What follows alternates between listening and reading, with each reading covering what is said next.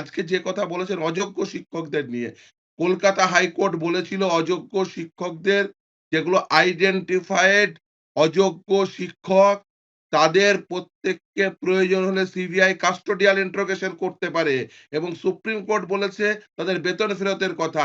মমতা বন্দ্যোপাধ্যায় বলছেন যাদের custodial interrogation হতে পারে বলে কলকাতা হাইকোর্ট নির্দেশ দিয়েছে এবং সুপ্রিম কোর্ট কলকাতা হাইকোর্টের সেই নির্দেশকেই আপহেল্ড করেছে। আজকে মমতা বন্দ্যোপাধ্যায় বলছেন তাদের জন্য তিনি ভাববেন। আসলে তিনি যেটা করতে চাইছেন সেটা হচ্ছে যে চুরি হয়ে গেছে, যারা চুরি করেছে তাদের সঙ্গে একেবারে সম্পৃক্ত হয়ে গিয়ে এখন চোরই বলছে আমিই তোমাদের চুরির মাল উদ্ধার করে দেব।